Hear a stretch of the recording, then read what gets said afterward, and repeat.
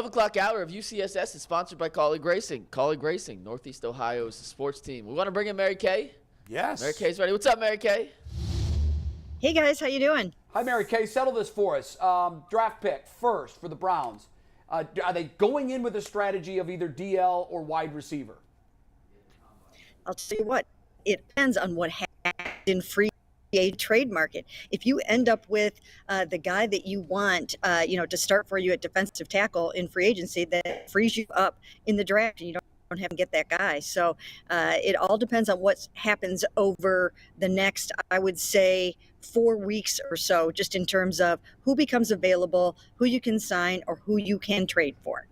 I think it's interesting in the NBA, they do free agency and then the draft. Right. Whereas in the NFL, they do. No, NBA does No, draft. they're I'm draft, sorry, I flipped and then that. free agency. Right. Draft Yeah. and free agency, whereas the NFL does free agency and then the draft. So I wonder why the NFL hasn't considered going the other way. But Mary Kay, I think, and by the way, Mary Kay's third straight guest, 3 days in a row, we've had somebody from the Combine. It is so hard to predict what a team's going to do, period, let alone at this time before you know. Are you anticipating? We've been saying, and I've been saying consistently, Browns went all in on Watson, obviously. They've got to spend whatever they got to do to make the team as good as possible around them because they've got to win this year. There's no more wait till next year. It's got to be this year. Do you expect them to be aggressive trades and free agency? It's an aggressive football team. It's an aggressive front office. So, yes, I expect them to be aggressive just the way that they have been since they arrived on Brown's doorstep in 2020. Andrew Berry has established he's very, very aggressive when it comes to acquiring players and making trades, obviously. I mean, what's more aggressive than going out and getting Deshaun Watson, right? So it's not going to stop just when they are on the brink of accomplishing what they do. So you can expect them to be as aggressive as possible in this upcoming acquisition season and to do everything that they can to get where they want to go. Most importantly, did everybody behave last night? It was a late night, as you can see by the dark circles under my eyes. Without me there to chaperone and babysit everyone, did everyone behave? That's your job, yeah. You're all It was doomed a- if it he's was the a very- babysitter. Yeah, it was a very late night, and then I forgot I had 8:20 radio this morning. Yeah. So that came around very, very quickly. But as you guys know, as Jason knows well, you got to get out there. You got to work. You got to work the late night hours to talk to people and to run into people. In fact, we saw Joe Woods out late last night, so that was kind of good. We got a chance to talk to Joe and just kind of catch up with him on some certain things, and it was cool. Did you learn anything that you can share?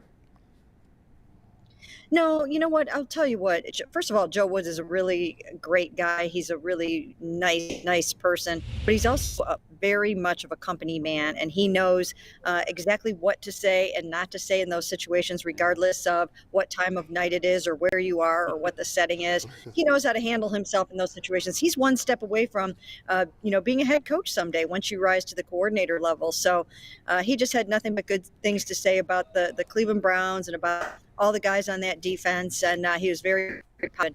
Just wished he could have gotten the job done. He felt they were very, very close, and that with a couple more pieces, they'll be right where they need to be.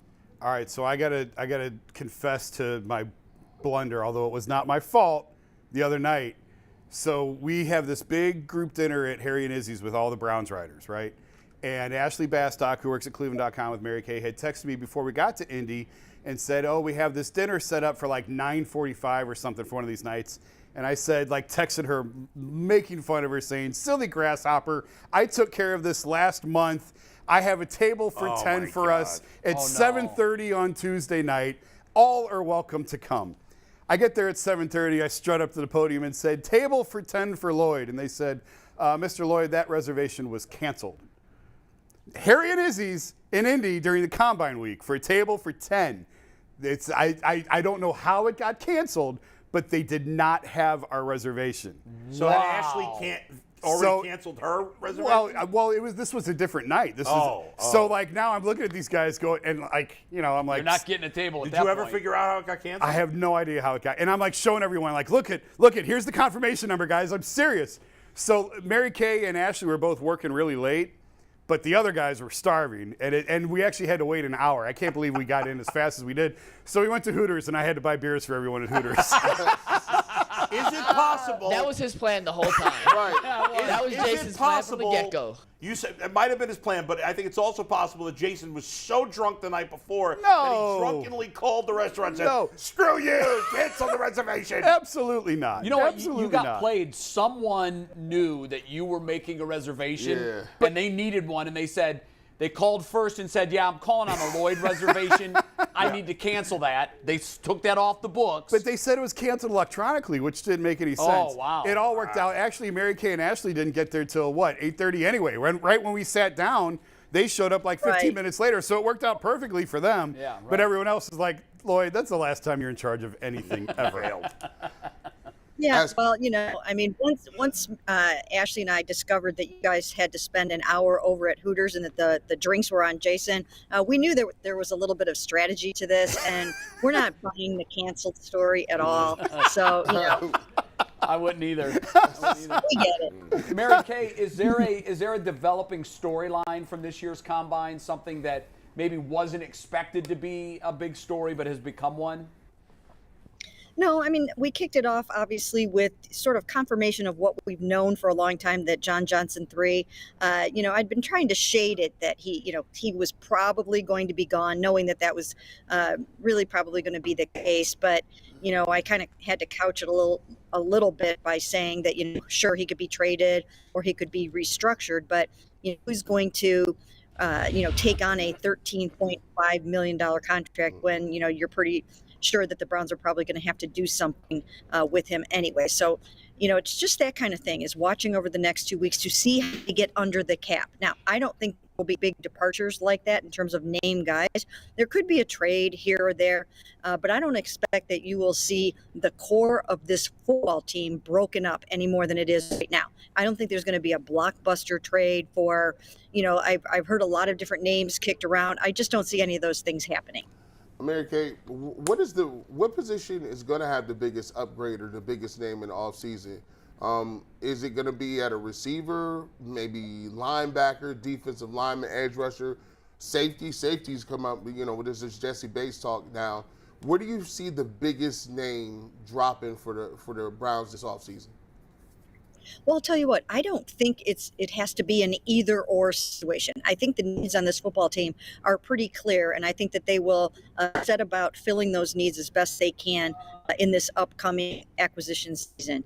And, we know what those things are. They have to get a really good defensive tackle. They've got to get a really good number 2 edge, and they've got to get a really fast receiver. Those things, they have to do that. And safety, yeah, with John Johnson leaving, they need that too. I wrote the other day that Jesse Bates, the Bengals' Jesse Bates, is on the radar. I'll be writing a little bit more about some guys that I think are radar at these other positions very soon. And but they will go out and will try to fill these positions. And what they don't end up getting in free agency and trades will certainly fill in the gaps with the draft. But everyone always asks me, what's more important, the defensive tackle or the wide receiver? I think they're both important. Right. I think you have to give Sean Watson another really good weapon, if for no other reason, because Amari Cooper, he's got a core muscle injury, and if he doesn't get that repaired at any time next season, that could flare up on him, and then he's, not as fast as he usually is. So I just think that you've got to really be on top of that and give him at least another really good Pro Bowl caliber target. And, but, you just can't end up without a defensive tackle over these next 2 months. Mary Kay, 2 years in a row, they've had to move on from their top free agent signing, Austin Hooper last year, JJ3 this year, dead cap money, a significant amount of dead cap money tied to both. You've covered this league a lot longer than I have. Why does it seem that they do better on the margins in free agency than they do with their headline guys? When I think of Ethan Posick was a home run. I even give him Malik Jackson on a 1-year deal, served his purpose and did well.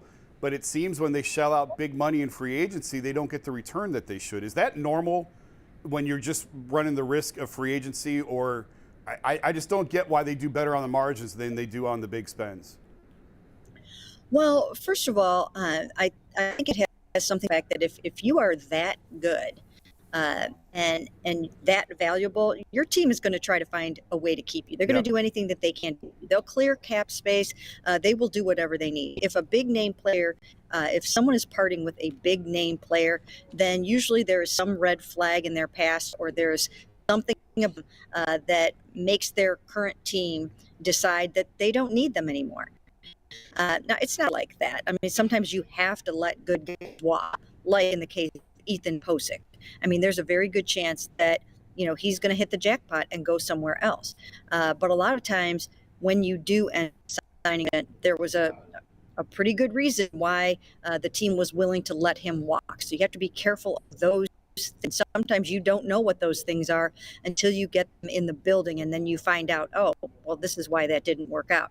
But then the other thing is, like with a JJ3, his dead cap hit will only be a little bit over $3 million, $3.75 million if he's a June 1st designation. And that's, in the grand scheme of things, that's not horrible.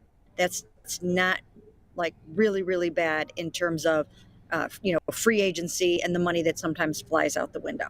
Mary Kay, the last 2 days, both Andrew Berry and Kevin Stefanski, who usually give nothing in press conferences, pulled the curtain back a tiny bit and were a little more forthcoming than they generally are. Not talking when they talk with you or Jason one-on-one, but like in these public settings.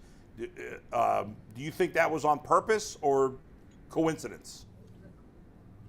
Well, here at the NFL Combine, in addition to the podium interview, you then get a 15-minute sort of sidebar interview, which is just supposed to be for Browns writers. And for the most part, it is that. Sometimes, somebody else will step up in there. But for the most part, that's just, them and us. And so it lends itself to getting all of your questions. It lends itself to a little bit more flow in the interview.